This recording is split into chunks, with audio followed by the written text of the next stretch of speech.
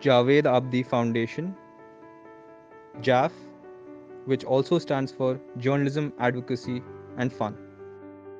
Please subscribe to the channel, press the bell icon, like, comment, and share.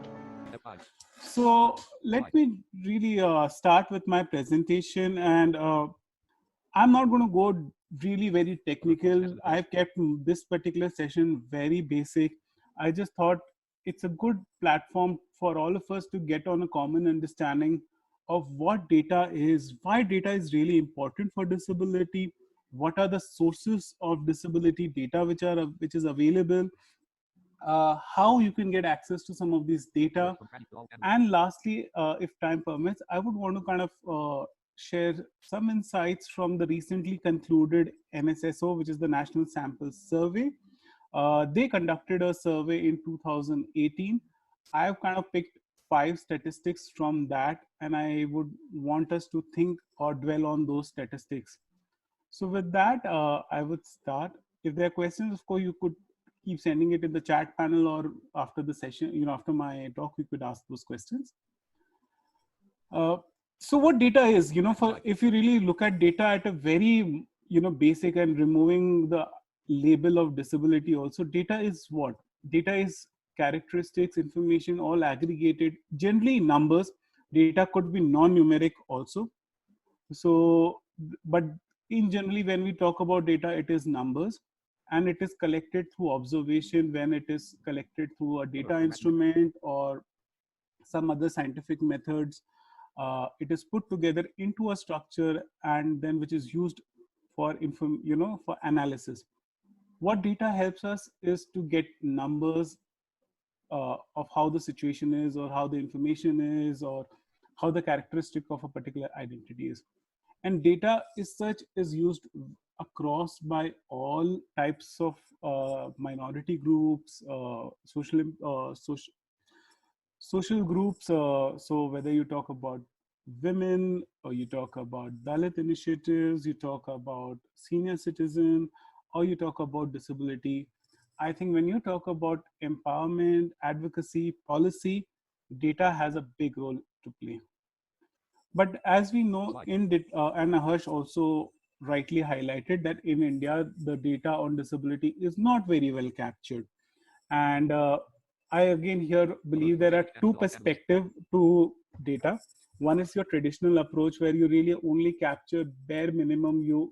And in that approach, you only capture data of, say, how many people are there and which types of disability.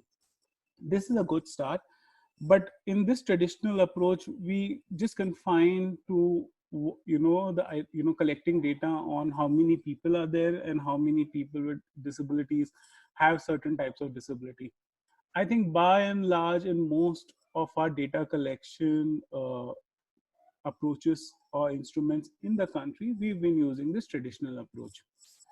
But when you talk about data, there is also contemporary thinking, which is in line with the social model of thinking, where we said that data should be collected not only for the number of people or the type of disability that it has, but data has the potential to give you information on the barriers that exist, the challenges that exist for people with disability, whether they have access to assistive technology, and it could be further disaggregated by various lenses. So, for example, you could understand whether the prevalence rate of disability is higher in the northern country vis-a-vis the south of the country. You could disaggregate the data on the basis of gender. So whether to know if employment status is better for males vis-a-vis female, similarly for education, and so many more layers. So I think data in the contemporary approach is just not about how many disabled are we, or what type of disability do we have, but it is also about the types of barrier, and much more, all the factors that influence and that are not necessarily confined to us. Moving on, I think I want so I'm sorry I'm not able to present my screen, but then here I've actually created a slide where I'm showing the paradox of disability data in India. Harsh alluded to this a bit in his opening remarks, but if you really see data on just the aggregate number of disability, there's no common consensus in the country. Harsh said there are 26 million, about 2.6 crore people as per the census of 2011. Now, if you contrast this, the World Bank in a report in mid 2000s said that we are about 4 to 5% of population which is disabled. So by that, we are about 50 to 70 million people with disability if you go by the World Bank estimate. If you go by the estimates from the civil society, they've often maintained that we are a population between 7% to 10%. So in that case, we are a population of roughly 70 million to 100 million, or 7 crores or to 10 crores people. And when you see World Health Organization and the UN, they say that we are a population of 15% of the population have a form of a disability. Now, if you look at that, that number is 200 million or 20 crores. Standalone, that itself will be the 8th largest country in the world. And even if we go with the most conservative estimate of 26 million, you'll be surprised that we still are greater than the total population of the 75% of the world's nation. So there's 75% of the world nation have population less than 26 million. So certainly it's not a small population that we need to consider. There are variations in disability data.